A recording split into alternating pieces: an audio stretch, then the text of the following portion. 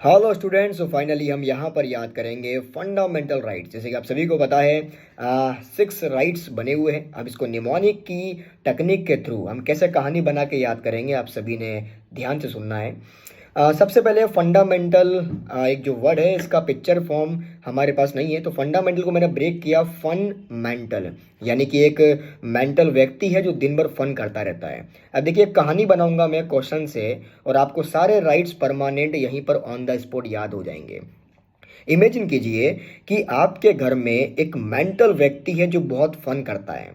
वो जैसे ही अपने घर से बाहर निकलता है तो वो क्या देखता है कि सब मेरी तरह इक्वल है।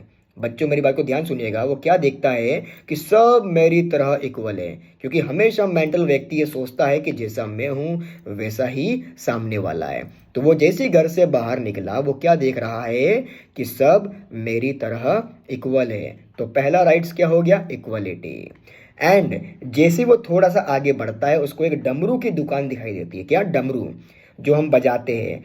वो दुकान पर जाता है और जाने के बाद उस डमरू को उठा करके वहां से लेकर जाने लगता है। तभी दुकानदार वाले भाई साहब बोलते, भैया ये कहाँ लेके जा रहे हो, इसका आपको पैसा देना होगा। अब उसको मालूम नहीं था, उसको ये लगा कि ये डमरू फ्री में मिलता है। दुकानदार बेचारा भोला था, उसने देखा कि यार ये जो व्यक्ति है थोड़ा मेंटल है, इसको लग रहा है कि डमरू फ्री मिलता है। तो उस दुकानदार ने क्या किया, डमरू को फ्री में दिया, फ्री में डमरू दिया, फ्री में डमरू दिया। तो इससे आपको दूसरा राइट फ्रीडम याद हो गया होगा। अब क्या है कि वो मेंटल व्यक्ति उस डमरू को अपने हाथ में लेकर के कहाँ जाता है? उसके प्लॉट पर, जमीन पर जाता है। उसका कोई पुराना प्लॉट पड़ा हुआ था, उनके घर वालों का एक्स प्लॉट पड़ा हुआ था, एक पुराना एक्स प्लॉट पड़ा हुआ था। तो क्या है कि वो एक्स प्लॉट पे जाकर के क्या करता है?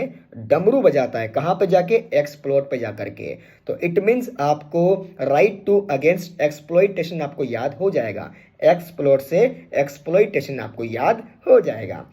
अब क्या हुआ, उसका रिलेटिव उसको रास्ते में देख लेता है। उसने देखा कि इस मेंटल व्यक्ति को डमरू बहुत पसंद है। तो वो रिलेटिव क्या करता है, एक डमरू ला करके उस मेंटल व्यक्ति को वापस दे देता है।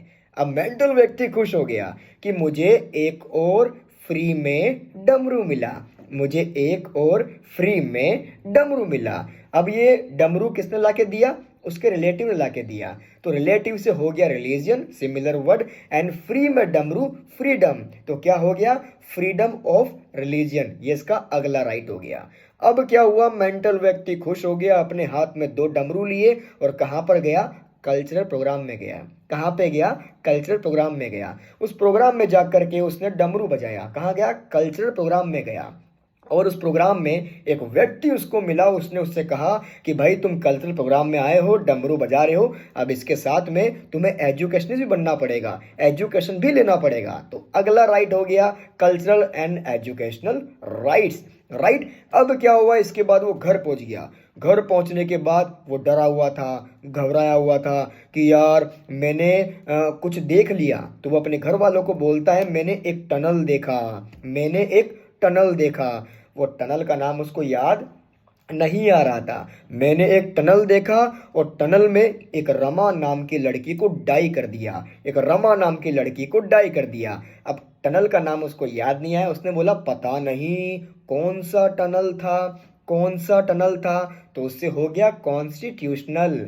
और टनल के अंदर रमा नाम की लड़की को डाई किया हुआ था, मारा हुआ था। तो उससे क्या हो गया?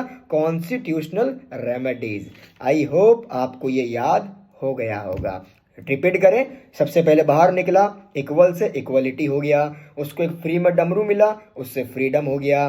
देन उसके बाद में वो एक्सप्लोट पे गया तो एक्सप्लॉइटेशन हो गया। राइट। देन उसके बाद में उसके रिलेटिव ने एक और डमरू दिया तो फ्रीडम ऑफ रिलीजन्स हो गया। देन उसके बाद कल्चरल प्रोग्राम में गया तो एजुकेशनल एंड कल्चरल राइट्स हो गया। देन उसके बाद में कौन सा टनल, तो कॉन्स्टिट्यूशनल रेमेडीज याद हो गया। धन्यवाद बच्चों।